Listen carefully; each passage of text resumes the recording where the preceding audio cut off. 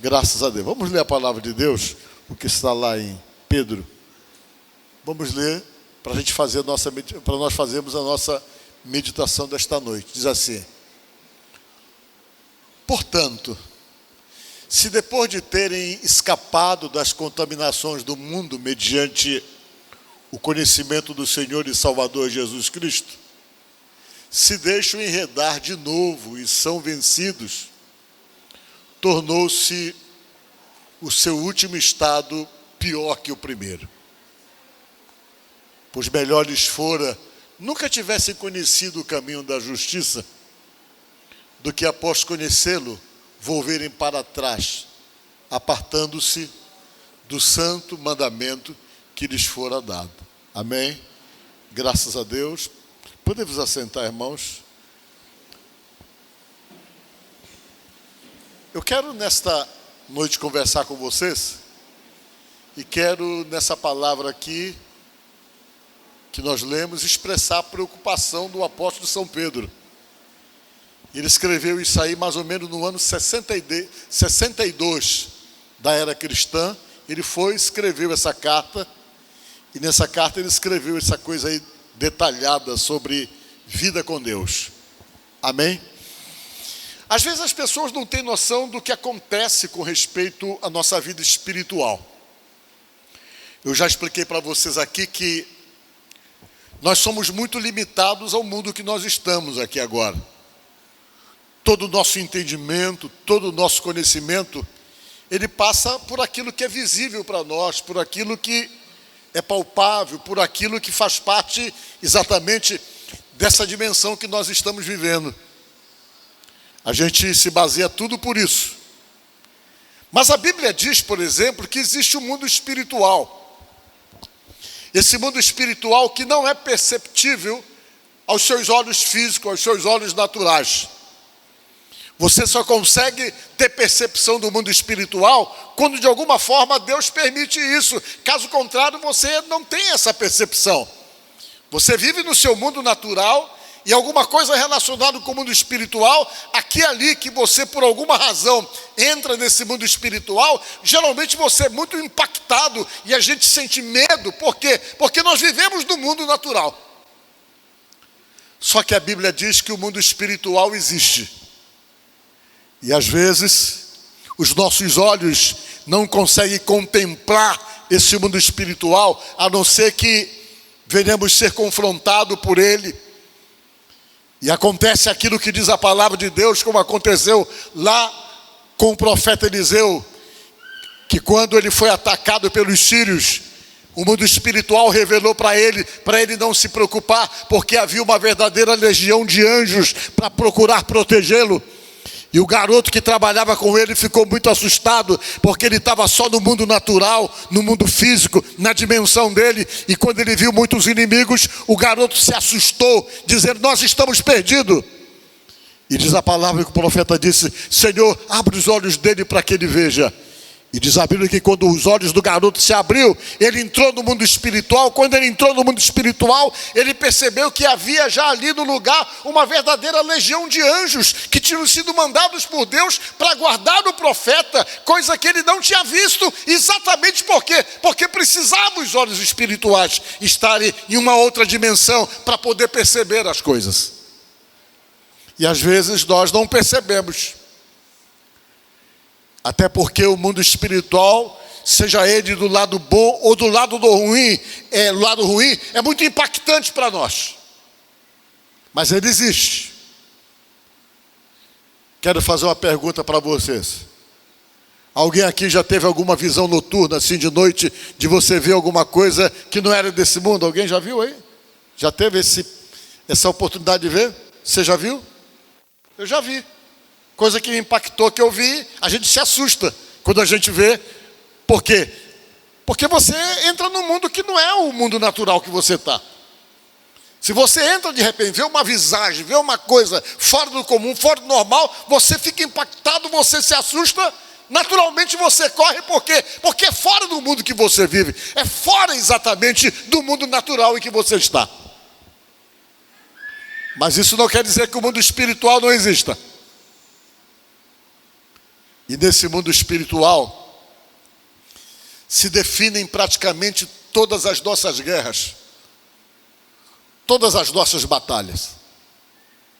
Tem coisas que você não vai resolver no mundo natural que você tem. Toda vez que você está passando um problema ou passando uma dificuldade muito pesada, que você quer superar aquela dificuldade pesada, às vezes você tem que entrar no mundo espiritual. Como? Você vai para a oração, vai falar com Deus e vai esperar uma ação sobrenatural para poder mudar aquela realidade. Por quê? Exatamente porque você percebe que tal situação está alimentada por forças espirituais, nas quais você tem que buscar a força de Deus para poder encarar aquilo e, consequentemente, superar. O apóstolo São Paulo disse que as armas da nossa milícia, elas não são carnais, mas elas são espirituais e poderosas em Deus, para destruir fortalezas e anular sofisma, que são argumentos falsos, que são exatamente através das armas espirituais que você consegue realmente definir uma série de coisas que se revelam ou que criam situações aqui no teu mundo natural. E dentro dessa situação toda, existe uma outra guerra. A guerra pela sua vida. Por você, que se trava no mundo espiritual. Quando você se decide por Deus, você vai enfrentar todo tipo de represália espiritual para que você venha recuar de uma decisão. Porque baseado pela Bíblia, existem forças que tentam tirar você para um lado oposto.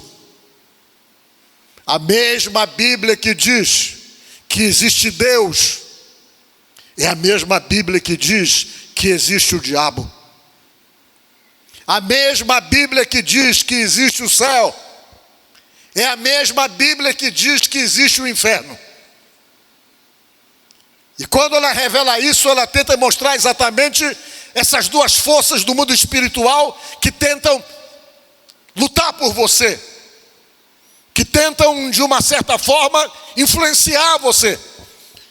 E sempre que você toma uma posição em favor de Deus, em favor daquilo que Deus está querendo, não tenha dúvida que a represália espiritual vem exatamente com o intuito de abater você e de tirar você de onde você está, para ir para o outro lado, porque é uma guerra que se define realmente no mundo espiritual, baseado pelo que a gente aprende na própria palavra de Deus.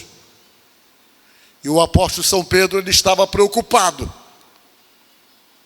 porque ele percebeu naquela época, no ano 62 da era cristã, que os ataques estavam demais. Se você for ler todo o texto acima disso que eu escrevi aqui, você vai ver.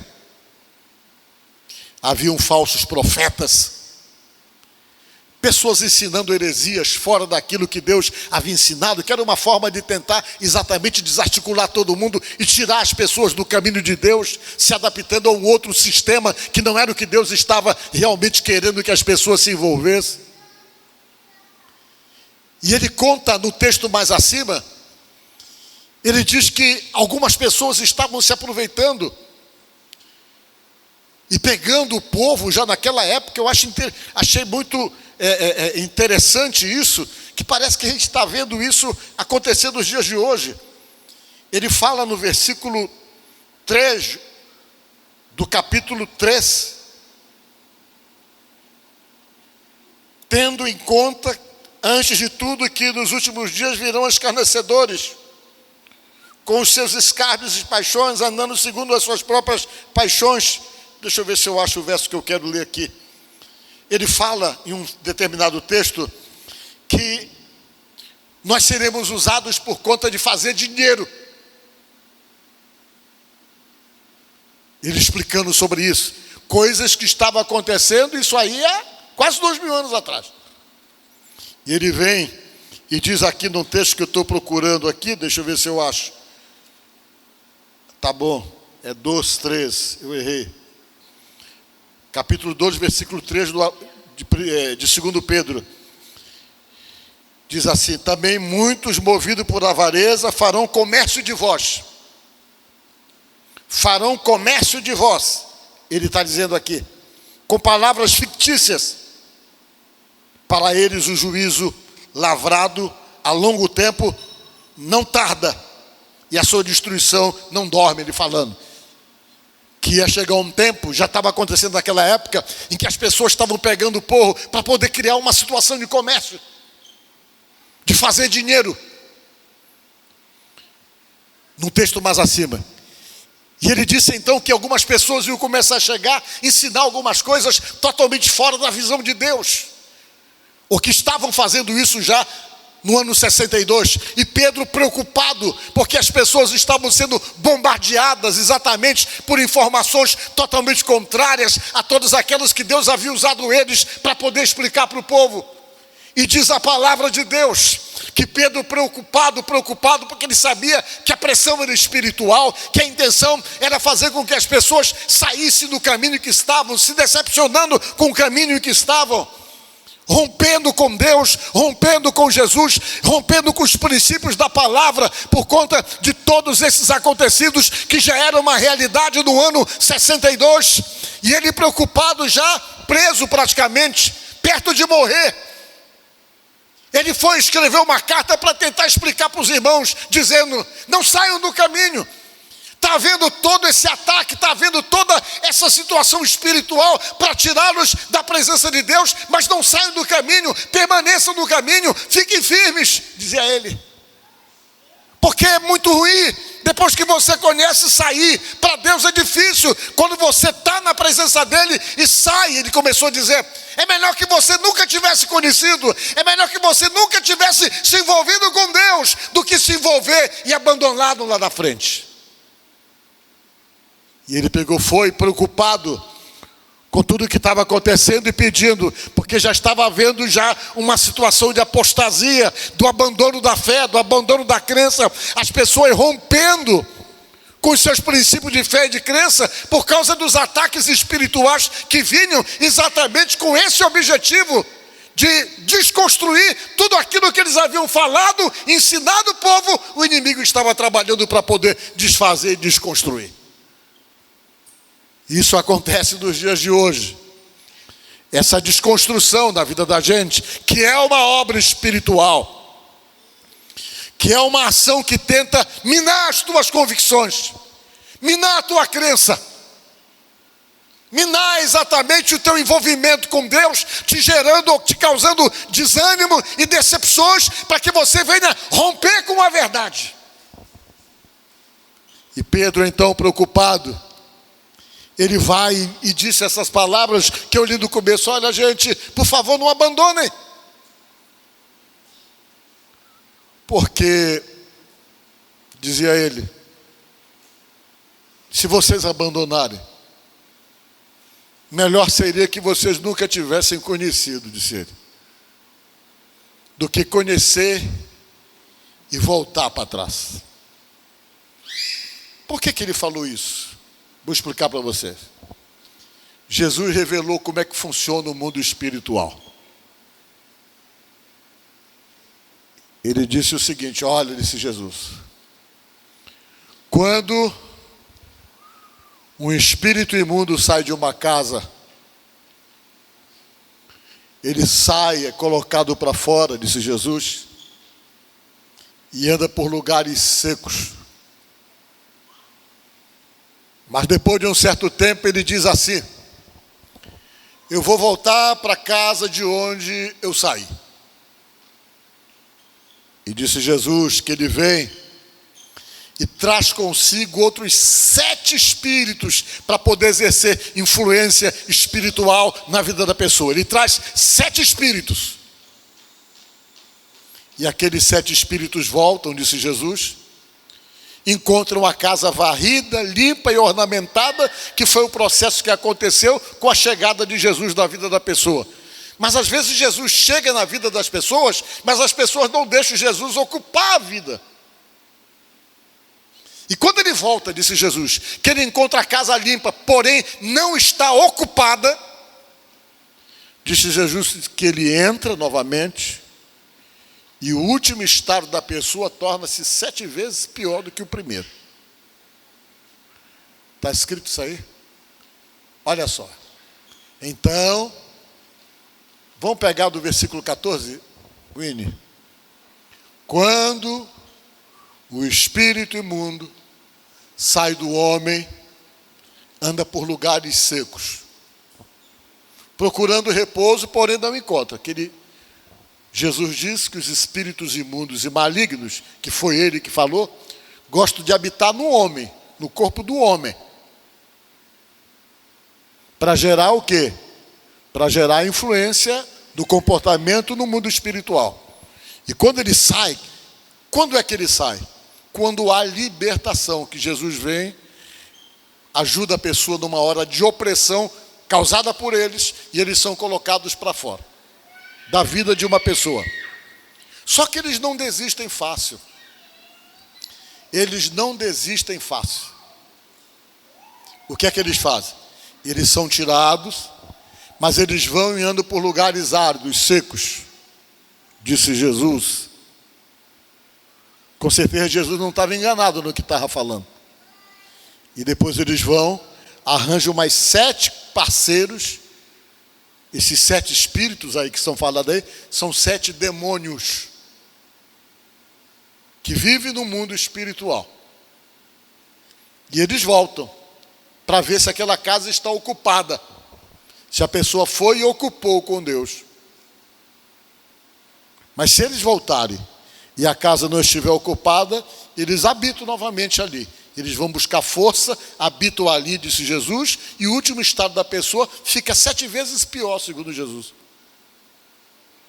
É por isso que Pedro falou, é melhor não conhecer, do que conhecer e voltar para trás e abandonar, disse Jesus. Por conta do risco espiritual que existe em alguma coisa que se define no mundo espiritual. Baseado pelo que falou o apóstolo São Pedro. Ele vem e diz, olha, se você conhece a Deus e depois abandona a Deus, diz o apóstolo São Pedro, você fica numa situação deplorável, disse Pedro, que nem a porca, depois de lavada, que volta a revolver-se na lama, disse ele. Semelhante ao cachorro, que depois de vomitar, volta a comer o seu próprio vômito. Está aqui. Uma coisa meio nojenta, mas foi o que ele escreveu para poder impactar as pessoas naquela época que estavam simplesmente abrindo mão das suas convicções, do seu relacionamento com Deus, e ele tentou fazer uma comparação um pouco chocante para tentar explicar da gravidade que havia no ato de romper com Deus, a qual no mundo espiritual você se submete a um domínio daquilo que um dia você quis sair. Com eles aconteceu o que diz certo adágio verdadeiro. O cão voltou ao seu próprio vômito e a porca lavada voltou a revolver-se no lamaçal, disse o Pedro, o apóstolo. Foi o apóstolo Pedro que falou isso.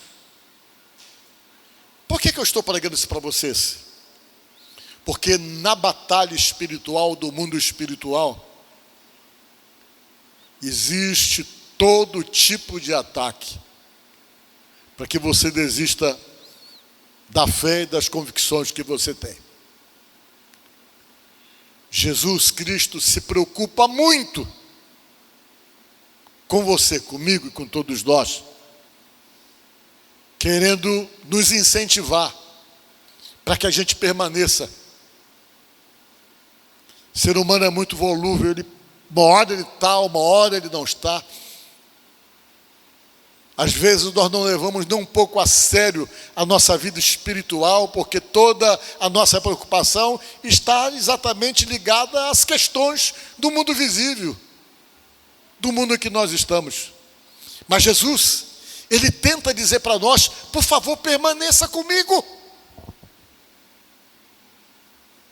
Se você permanecer comigo, você me dá tempo de eu fazer tudo aquilo que eu tenho que fazer na sua vida. Todas as obras que eu tenho para fazer da sua vida, de bênção e de mudança, requer a necessidade que você permaneça. Porque você, quando permanece comigo, você pode fazer oração para mim, me fazer pedido. Eu vou ter tempo de trabalhar em você. Mas às vezes a gente não permanece. Tem momento que a gente está, tem momento que nós não estamos. E quando você fica longe, Deus praticamente zera tudo aquilo que Ele começou a fazer, porque você se afasta. Deus tem um princípio, e o princípio é esse: que Ele está com você enquanto você está com Ele, diz a Bíblia. Asa, né, falou isso para o Asa, vê se você acha esse textozinho aí, que o Senhor está contigo enquanto você estiver com Ele, diz a Bíblia. Se você deixá-lo, Ele vai deixar você também, diz a palavra de Deus. Porque Ele não quer estar na tua vida obrigado, nem quer forçar a barra com você em hipótese alguma. Ele entende que você tem que estar querendo Ele, para Ele poder fazer parte da sua vida. Vocês estão entendendo? Quem está entendendo, diga amém. Ele não força a barra. Se você começa a sair fora, Ele sai também. Porque Ele entende o quê? Que Ele não está tendo importância mais e nem relevância. Ele pega e sai. Achou o verso? O Senhor está contigo enquanto você... Pronto. É esse aí. Deus falando para o Asa, o rei. Este saiu ao encontro de Asa e ele disse: ouvi Asa e toda Judá e Benjamim. Leiam comigo. O Senhor está convosco enquanto vós estás com Ele. Se o buscardes, Ele se deixará achar. Porém, se o deixardes, Ele vos deixará. Esse é o princípio dele. E quando Ele deixa, depois de você estar com Ele, a vulnerabilidade espiritual abre precedente que você se torna totalmente vulnerável ao mundo espiritual. Por quê? Porque quando Deus está contigo, muita coisa não consegue ter acesso a você, porque uma pessoa que se coloca na mão de Deus e que de fato se envolve e se direciona para Deus para viver com Ele, ele recebe uma blindagem de promessa. Diga glória a Deus. Ele é protegido. Sabe o que é que diz a Bíblia? Que aquele que é de Deus, o maligno não lhe toca. Diga glória a Deus. Está na palavra. Que quando você é de Deus, você recebe uma blindagem que a Bíblia diz que o maligno não pode tocar em você, diz a palavra de Deus. Mas se você deixa, você perde essa blindagem que realmente é determinante para o mundo espiritual, que não é o mundo espiritual visível para você. Eis a necessidade que eu, que você, que nós temos de permanecermos. Porque quando você permanece, você tem uma promessa de proteção. O mal espiritual não prevalece, porque você está intocável, porque você tem alguém do seu lado, pela sua escolha, pela sua decisão. Se você escolheu estar com Deus, Deus vai estar com você. Mas se você desistir dele e romper com ele, a Bíblia diz que ele também se afasta de você, de mim, de qualquer um de nós. Achou o verso? Aquele que nasceu de Deus o guarda. E o quê? O maligno não lhe toca. Não pode tocar, porque você está posicionado. É a Bíblia que diz isso. O Novo Testamento. E Pedro estava preocupado com isso, gente. Preocupado que as pessoas ficassem firmes, que não desistissem, que não abandonassem sua fé, que não negociassem as suas convicções em Deus, em Jesus. Que nada tivesse poder de abalá-lo, a ponto dele poder romper com aquilo que ele acreditava em termos de Deus, em termos de fé. E Jesus preocupado com a gente. Permaneça, falava Jesus. Ele chegou a falar isso para os discípulos. Olha, aconteça o que acontecer, não se desliguem de mim, falou Jesus. Não se desliguem de mim. Eu só quero que você permaneça para me dar tempo de fazer o que eu tenho que fazer. Essa palavra foi falada por Jesus. Está lá em João. Jesus falando aos discípulos numa conversa final, perto dele morrer. dizendo: eu só quero que vocês fiquem firmes, que vocês permaneçam em mim. Olha o que disse Jesus em João. Olha aqui. Repitam comigo em voz alta. Digam: se permanecerdes em mim e as minhas palavras permanecerem em vós, pedireis o que quiserdes e vos será feito. Vocês estão entendendo? Permanecer. Vou permanecer no Senhor. Aí você dá tempo de Deus fazer a obra. Aí Ele diz: olha, se você ficar firme comigo, permanecer em mim, você vai pedir para mim o que você quiser. Eu vou fazer para você, mas você tem que permanecer em mim, disse Jesus. Mas no mundo espiritual, o principal ataque é não deixar você permanecer. É tirar você dessa proteção, dessa blindagem, dessa bênção que Deus promete, de tudo aquilo que... Aí você começa a receber ataque, começa a se desiludir com o homem, porque o homem decepciona a gente. Todo mundo pode decepcionar você. O pastor pode decepcionar você. Tua mãe pode decepcionar você. Teu pai pode decepcionar você. Isso pode acontecer. Mas a Bíblia tenta dizer para você que Deus não vai te decepcionar. É isso que a Bíblia tenta mostrar para nós. Que Deus não vai, Jesus não vai. Por isso essa consciência da fé de permanecer nele. Quando ele diz permanecer em mim, é permanecer nos ensinamentos dele, naquilo que ele está nos orientando e nos direcionando para nós fazermos. É a permanência. Porque se você permanece nele, disse ele, para poder nos incentivar a permanecermos, disse: olha, se vocês permanecerem em mim e não se afastarem, vocês vão pedir o que vocês quiserem. E eu vou fazer, disse Jesus. Vou fazer para você, se você permanecer em mim. Nos incentivando a permanecermos. A Bíblia, ela pede muito que a gente permaneça. Porque Deus sabe que lida com a gente, nós somos, às vezes, difícil. Ser humano é complicado até para Deus cuidar. Que a nossa cabeça muda. Nós temos uma tendência muito forte, servir a Deus é alguma coisa que às vezes a gente começa bem, quando vê a gente se perde. A Bíblia diz: olha, por favor, se de repente você se afastar, ficar longe, procura ver onde foi que você começou a fracassar, que você enfraqueceu, e volta à prática das primeiras obras, disse Deus. Eu não vou tirar a sua luz e nem tirar o óleo, o azeite de você, ou o Espírito Santo, enquanto você realmente não vier e tentar se acertar, senão você é obrigado a tirar a sua luz e tirar o seu óleo, disse Jesus. Então volte à prática das primeiras obras, volte a ter o primeiro amor, falou Jesus, lá no livro de Apocalipse. E tente se recuperar para vocês não se distanciarem de mim. E você vai ver na Bíblia um monte de orientações para a gente permanecer.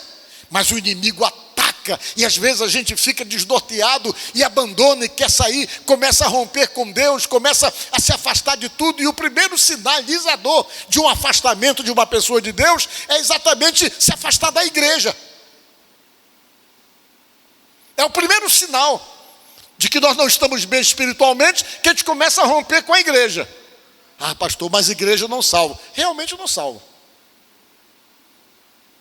Mas ela tem um papel determinante para te ajudar na permanência com Deus.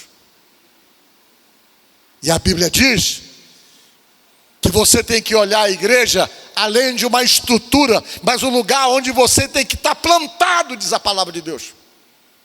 Que você tem que se plantar lá. Mas igreja não é necessária. A Bíblia diz que é. É tão necessário que a Bíblia diz que você tem que se plantar lá, porque se você se plantar lá na casa de Deus, a Bíblia diz que você fica forte.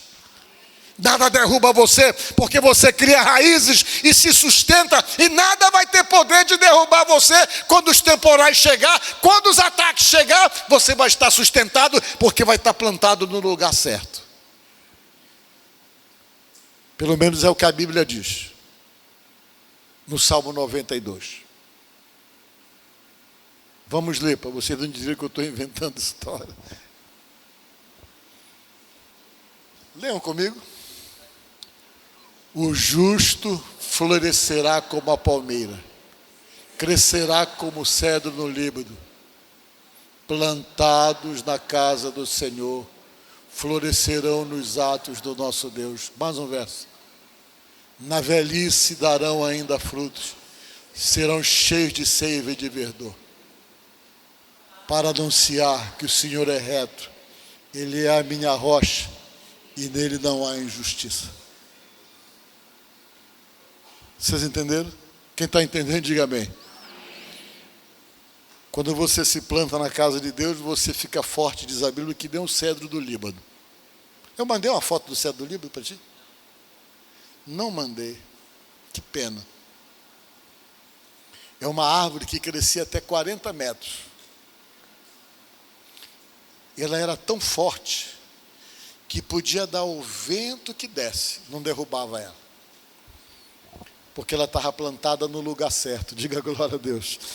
Quando você está plantado na casa de Deus, a Bíblia tenta dizer para você que você se torna que nem um cedro do Líbano. A pancada pode vir espiritual de todo lado, mas não consegue arrancar você porque você está forte que nem um cedro, diz a palavra. É o que ele está falando do Salmo aí.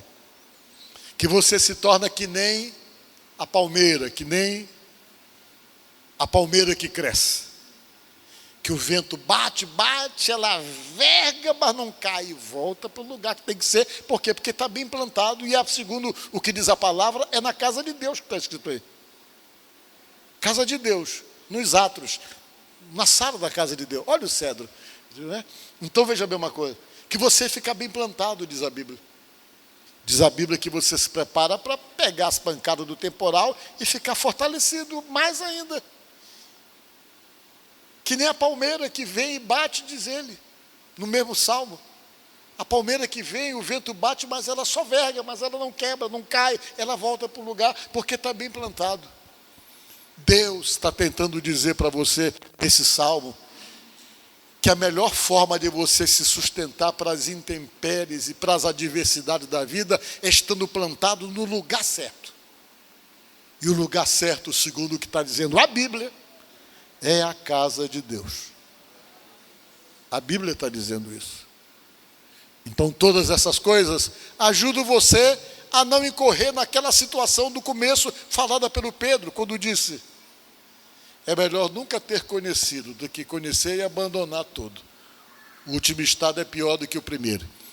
E quando você consegue entender essas coisas, que quando essas coisas são faladas, é somente uma forma de tentar preservar você do invisível, do mundo espiritual que a Bíblia diz que existe.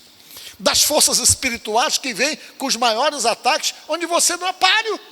Você não é páreo. Ninguém aqui é páreo para um ataque espiritual. Ninguém. O apóstolo São Paulo, escrevendo, ele disse: olha, a nossa luta não é contra a carne, não é contra o sangue, não, disse Paulo. Em outras palavras, a nossa luta não é contra um ser que tem um corpo igual ao seu, que tem uma estrutura de corpo igual ao seu e que tenha sangue correndo nas veias, disse ele. A nossa luta são contra seres espirituais, contra potestades, principados nas regiões celestes, disse ele. E para você poder lutar contra essas forças que são invisíveis, que ele fala, você tem que usar uma armadura de Deus, ele falou. E quando você usa a armadura de Deus, você tem condições de lutar contra isso, falou ele. E a armadura espiritual de Deus é palavra, é oração, é tudo aquilo que vocês aprendem dentro de uma igreja. Por isso que às vezes a gente não tem noção do que acontece, mas a palavra tenta nos revelar exatamente esses mistérios que não são alcançados pela mente da gente, natural, mas são percepções que Deus tem que revelar para nós sabermos como nos portarmos diante dessas situações espirituais todas. Então, nesta noite, eu trouxe essa palavra para dizer para você o quê? Cuida bem da tua vida espiritual com Deus. Te preocupa com ela. O fato de estar bem espiritualmente determina muitos outros benefícios no mundo natural que você vive. Deus cria promessas, possibilita coisas que são possíveis quando você de fato se preocupa com a vida espiritual. Porque a Bíblia deixa claro que o homem é trino. Nós somos espírito, alma e corpo, diz a palavra de Deus. Você não é só corpo, você é espírito. E disse Jesus uma certa vez para o diabo: não só de pão viverá o homem, mas de toda a palavra que procede da boca de Deus, tentando dizer para ele: olha, a gente se alimenta também da palavra que sustenta a gente. Jesus falou para o diabo preocupado em dar comida para ele, ele disse que estava fortalecido, porque a gente se alimenta da palavra também. E todas essas coisas é possível quando você mantém essa relação de profundidade, esse relacionamento com Deus dentro dessas convicções. Amém? Que Deus abençoe você e ajude você no nome de Jesus.